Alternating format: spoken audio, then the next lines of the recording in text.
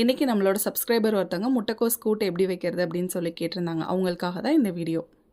முடிஞ்ச அளவுக்கு முட்டைக்கோஸை சின்னதாக கட் பண்ணி வச்சுக்கிட்டு ஒரு வானலில் கொஞ்சமாக எண்ணெய் விட்டுட்டு கடுகு, உளுந்து, சீரகம், வரமிளகாய், அப்புறம் கருவேப்பிலை இது போட்டு நல்லா வதங்கினதும் தோலோடு ஒரு 2 பல் பூண்டை மட்டும் தட்டி ஆட் பண்ணிக்கோங்க. இப்போ பெரிய வெங்காயம் கொஞ்சமாக கட் பண்ணி வச்சுருந்தா அதை ஆட் பண்ணி நல்லா வதக்கிட்டு அதுக்கப்புறம் நம்ம கட் பண்ணி வச்சுருந்தா முட்டைக்கோஸை போட்டு நல்லா வதக்கணும்.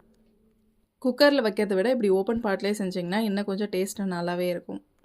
இதில் கொஞ்சமாக மஞ்சள்தூள், 1 டீஸ்பூன் மிளகாய்த்தூள், அதுக்கப்புறம் 1 டீஸ்பூன் மல்லித்தூள் இதை ஆட் பண்ணிவிட்டு நல்லா கலந்து விட வேண்டியதுதான். இதுக்கு ஒரு குக்கரில் கொஞ்சமாக துவரம்பருப்பு, கடலைப்பருப்பு, தக்காளி இதை வேக வச்சு எடுத்து வச்சுருந்தேன். அதையும் இதோட ஆட் பண்ணி நல்லா கலந்து விட வேண்டியதுதான். ஒரு 5 நிமிஷம் மூடி போட்டு வேக வச்சுருந்தோம் அப்படின்னா நல்லாவே வெந்து வந்திருக்கும். ஃபைனலாக இதில் தேங்காயும் சோம்பும் அரைச்சி ஊற்றினா டேஸ்ட்டு சூப்பராக இருக்கும். எங்கிட்ட தேங்காய் இல்லாதனால நான் மல்லாட்டப்பயிர் மட்டும் துருவி ஆட் பண்ணியிருக்கேன். அவ்வளோதான், நம்மளோட கூட்டு சூப்பராக ரெடி ஆயிடுச்சு. இந்த வீடியோ பிடிச்சினா ஒரு லைக் பண்ணுங்கள்.